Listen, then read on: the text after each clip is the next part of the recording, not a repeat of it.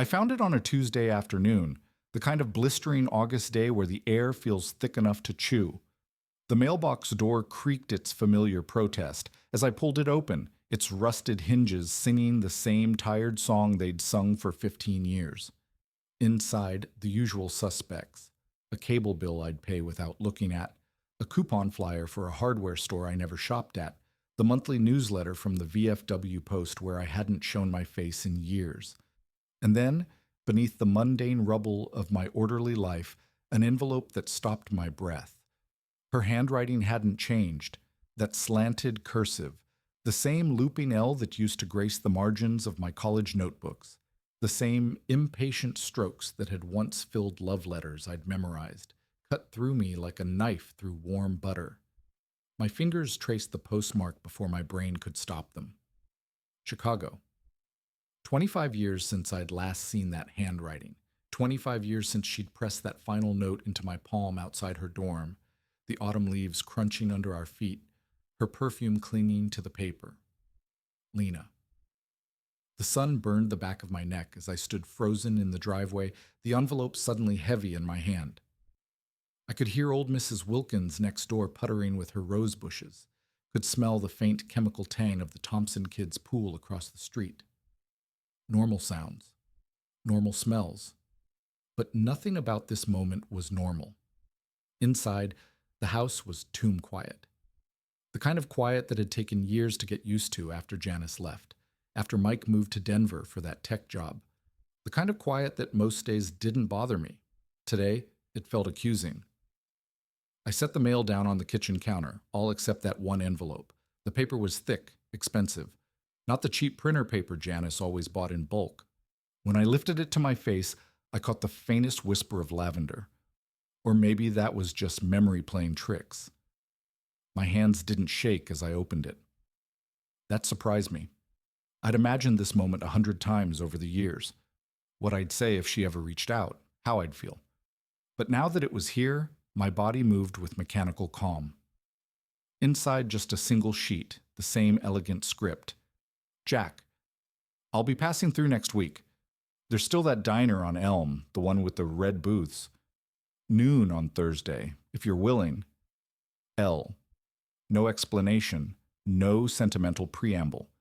Just like Lena, always cutting straight to the heart of things. I read it 3 times. The first pass, my eyes skated over the words like they might burn me. The second, I studied each curve of ink like a detective examining evidence. By the third, I was mouthing the words silently, testing their weight on my tongue. The refrigerator kicked on with its familiar rattle. The clock above the stove ticked its steady rhythm. Everything in my kitchen was exactly where it should be. Coffee maker wiped clean, dish towel folded neatly over the oven handle, pill organizer lined up perfectly with the edge of the counter. A life in perfect order. I should have thrown it away, should have torn it to pieces and tossed it in the trash beneath yesterday's coffee grounds and eggshells. That's what the Jack Mitchell who paid his bills on time and kept his lawn perfectly manicured would have done. Instead, I folded the note with military precision and slipped it into my wallet right behind the fading photo of Mike's high school graduation. The last time we'd stood close enough to pretend we were still family. The bourbon bottle called to me from the cabinet. 2 fingers, neat, just like always. The amber liquid caught the afternoon light as I swirled it, watching the legs crawl down the glass. The first sip burned the same way it always did. The second went down smoother. By the third, I almost believed nothing had changed, but as I stood at the kitchen window watching the sprinklers cast rainbows over my perfectly trimmed grass, I knew better. That envelope had cracked something open, some carefully sealed-off chamber of my heart I'd thought was permanently closed for business. The past wasn't past anymore, and for the first time in years, neither was she. I arrived 20 minutes early, not because I was eager, at least that's what I told myself, but because I needed to steady my nerves. The diner hadn't changed. Same red vinyl booths, same chrome trim dulled by decades of fingerprints, same faint smell of grease and coffee grounds buried beneath lemon-scented cleaner. I chose our old booth in the back, the one by the window where we used to sit for hours, her knees pressed against mine under the table. I ordered black coffee. The waitress, a different face but the same tired eyes, didn't ask if I wanted cream. Some habits stick, even after a quarter century. When the bell above the door chimed, I didn't look up right away. I let myself exhale first, let my fingers tighten around the warm mug. Then I lifted my gaze. She was older, of course. The girl I'd known was still there, in the way she tucked her hair behind her ear, in the careful way she scanned the room. But time had reshaped her. Her dark hair was streaked with silver, pulled into a loose knot at the nape of her neck. She wore a simple navy dress, nothing like the bright sweaters she used to love. But it was her eyes that undid me. They were the same hazel, still sharp, still knowing, but something behind them had shifted, a distance, a wariness. The Lena I remembered had been all fire and motion, always leaning forward, always reaching. This woman held herself still, deliberate, like every movement cost her something. She slid into the booth across from me. For a long moment, neither of us spoke. The diner's hum of conversation and clattering dishes filled the silence. "You came," she said finally. Her voice was lower than I remembered, rougher at the edges. I nodded. "You asked." A ghost of a smile touched her lips, then vanished.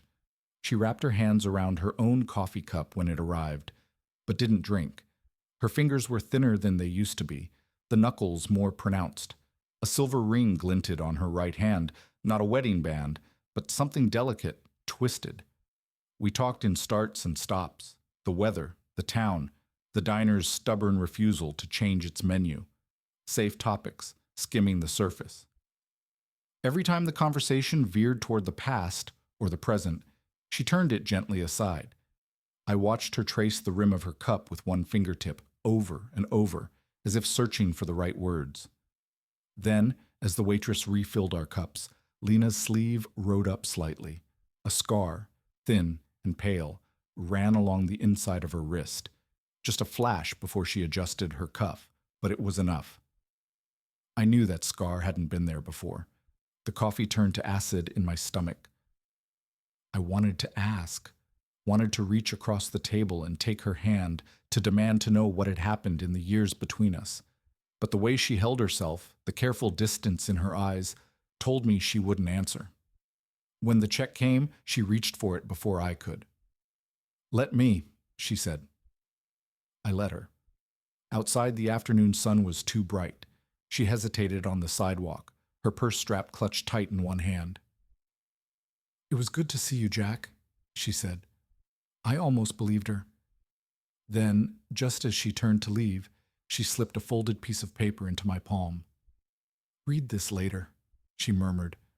Her fingers were cold. I stood there long after she disappeared around the corner, the paper burning a hole in my pocket. The diner's neon sign flickered overhead, casting a red glow over the pavement. For the first time in 25 years, I had no idea what came next. I waited until midnight to read the note, sat at my kitchen table with a fresh glass of bourbon, the yellow light overhead making shadows stretch long across the linoleum.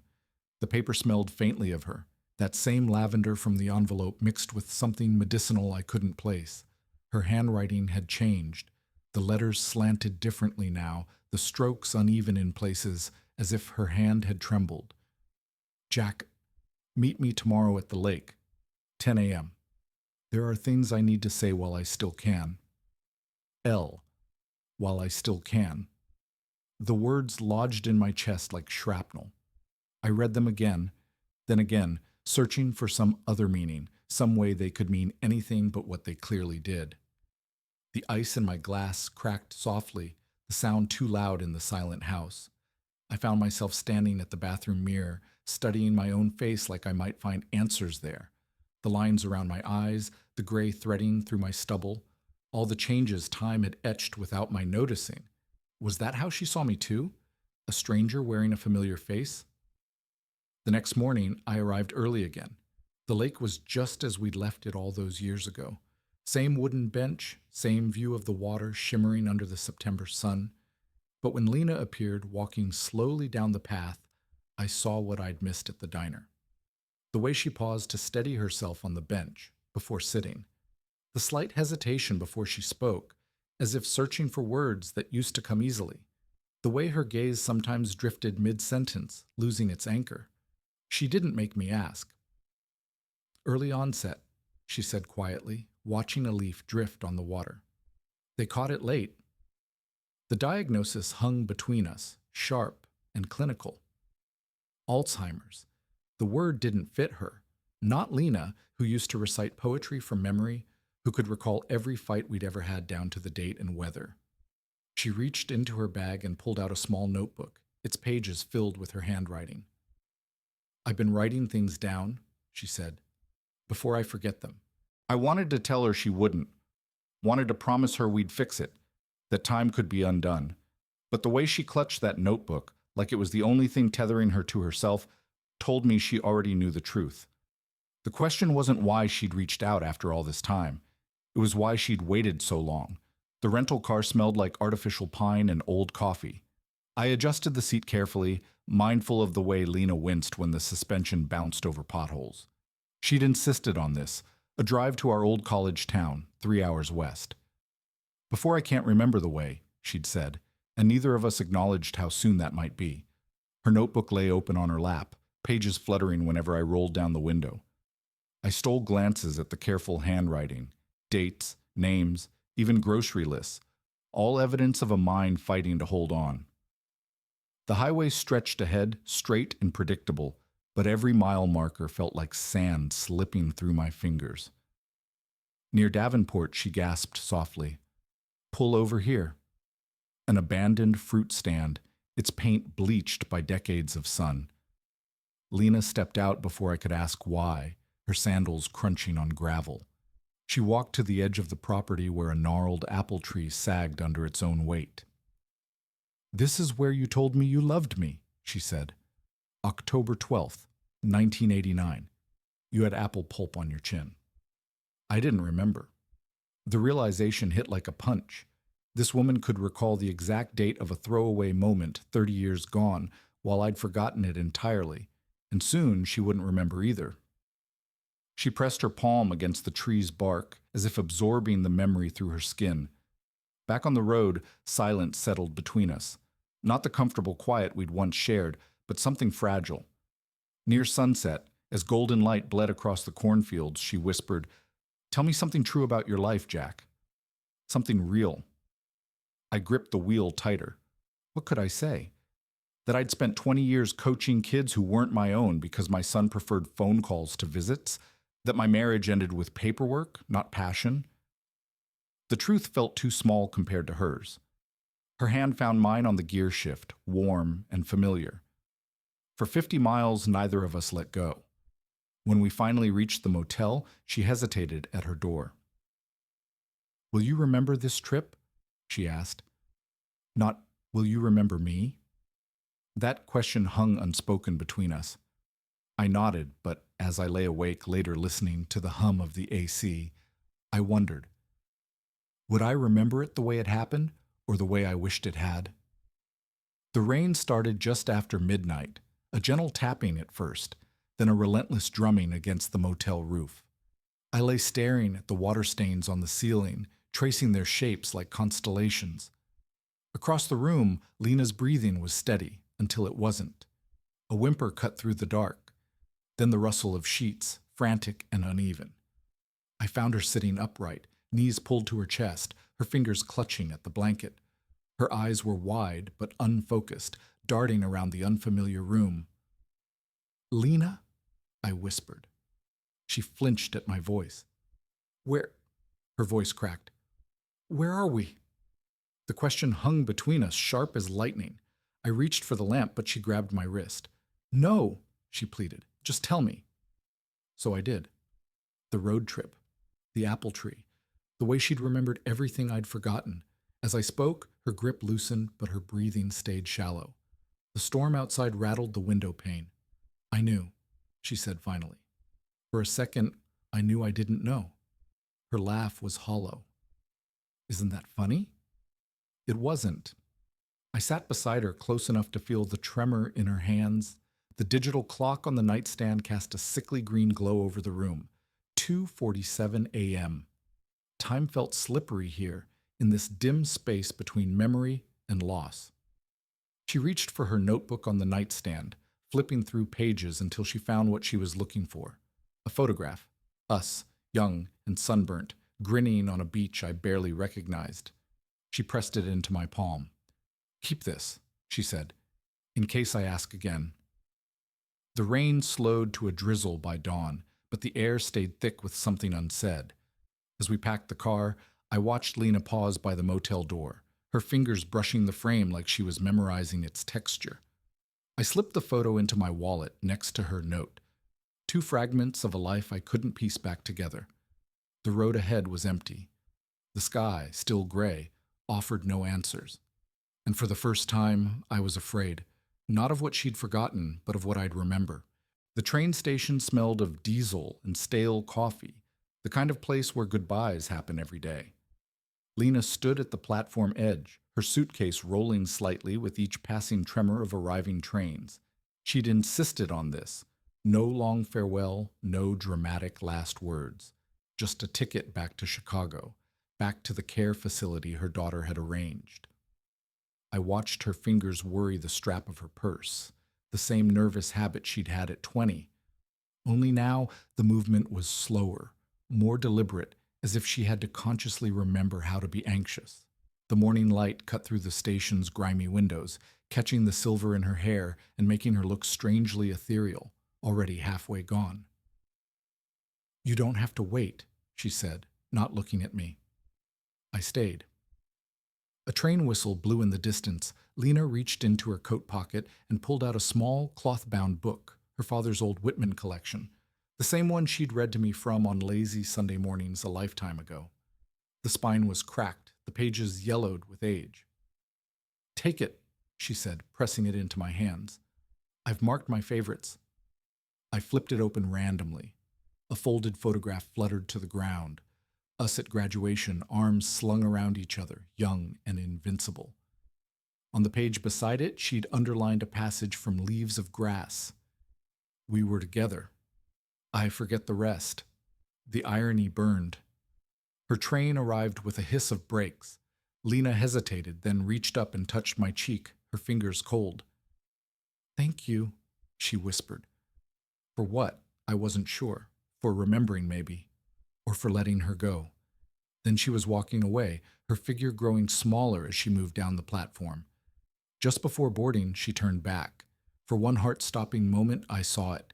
The old Lena, sharp and present in her eyes. She smiled, really smiled, and I knew she remembered.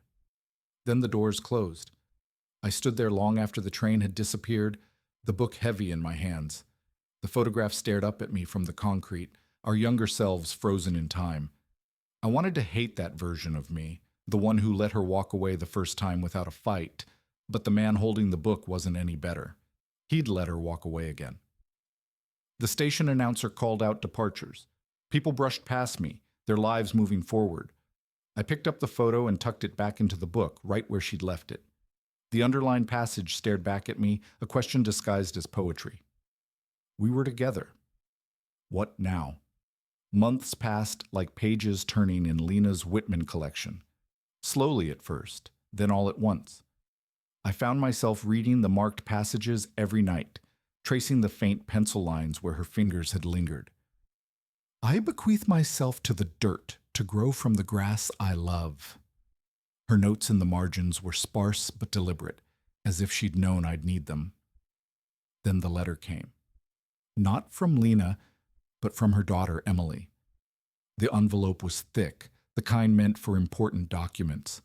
My hand shook as I opened it, the paper crisp against my fingers. Inside, a short note and a smaller sealed envelope with my name written in Lena's hand. The last thing she'd ever written.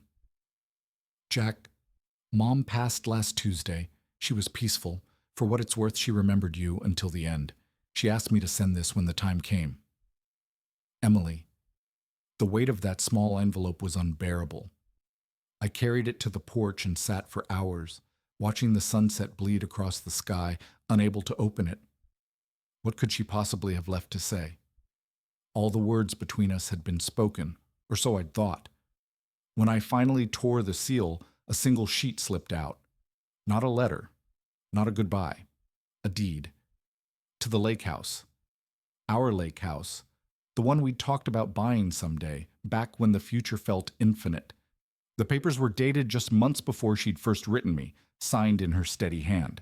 Beneath it, a note. Jack, I bought it years ago. Never could bring myself to sell it. Thought you might need a place to remember now that I can't. The key's under the blue stone by the dock. Always was. L. I drove there that night. The house was exactly as we'd imagined it. Wood siding, a wide porch, the lake lapping at the shore below. The key waited where she'd said beneath a smooth blue stone worn by time. Inside, the air smelled of pine and old books, and there, on the mantel, a single photograph in a simple frame. Us, young and laughing, frozen in a moment I'd forgotten. Behind it, tucked against the glass, a scrap of paper with her final words to me. The tragedy isn't that we forget. It's that we stop believing we were ever worth remembering. I sat on the floor of that empty house and wept. Not for her, not for me, but for the years we'd wasted pretending love wasn't enough. The lake outside whispered against the shore, a sound that had been here all along, waiting. I thought I'd lost her twice, but Lena had made sure I'd never lose us at all. And so I stayed, because the truth was this: some loves don't end. They just change shape, and sometimes, if you're lucky, they leave you a home.